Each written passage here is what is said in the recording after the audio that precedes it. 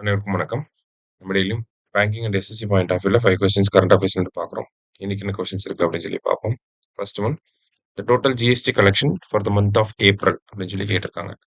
So April 2026ஓட GST collection தான் இது வரைக்கும் ஜிஎஸ்டி கலெக்ஷன்லேயே ஹையஸ்ட் ஜிஎஸ்டி கலெக்ஷன் தான் வந்திருக்கு. ஸோ எவ்வளோ வந்திருக்கு அப்படின்னு சொல்லி பார்த்தீங்கன்னா 2.43 லேக் crore அதனுடைய ஜிஎஸ்டி கலெக்ஷன். சரியா?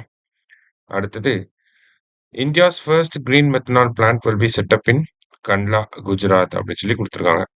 ஸோ இந்தியாவோட ஃபர்ஸ்ட் கிரீன் மெத்தனால் பிளான்ட் எங்கே வரப்போகுதுன்னா கண்ட்லாவில் வரப்போகுது. ஓகேவா? Prosopis juliflora will be used to produce green methanol in this plant அப்படின்னு சொல்லி கொடுத்துருக்காங்க.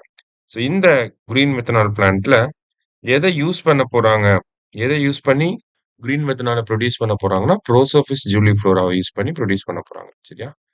ஸோ போத் கரெக்ட் அப்படிங்கிறது தான் correct answer.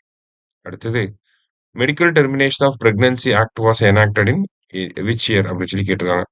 So medical termination of pregnancy act எப்போ வந்திருக்குன்னா 1971 வந்திருக்கும். சரியா? Consider the following statements with reference to medical termination of pregnancy act அப்படின்னு சொல்லி கொடுத்துருக்காங்க.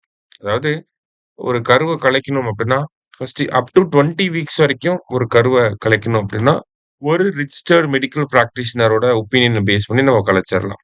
ஓகேவா? 20லேருந்து 24 அப்படின்னா 2 ரிஜிஸ்டர்ட் மெடிக்கல் ப்ராக்டிஷனரோட அப்ரூவல் தேவைப்படும். இது 20 to 24 வீக்ஸ் தான். ஆஃப்டர் 24 வீக்ஸ் 24 வாரத்துக்கு மேலே போயிடுச்சு அப்படின்னா ஒரு மெடிக்கல் போர்டு சர்டிஃபிகேட் கொடுக்கணும், ப்ரெக்னன்சியை டெர்மினேட் பண்ணிக்கலாம் அப்படின்னு சொல்லி. ஸோ மூணுமே கரெக்ட் தான்.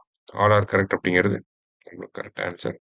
லாஸ்டா, India's rank in world press freedom index அப்படின்னு சொல்லி கேட்டிருக்காங்க. ஸோ வேர்ல்ட் ப்ரெஸ் ஃப்ரீடம் இண்டெக்ஸில் இந்தியா 157th ரேங்க்ல இருக்கும். அவுட் ஆஃப் 180 கண்ட்ரீஸில் 157th ரேங்க்ல இருக்கணும். சரியா?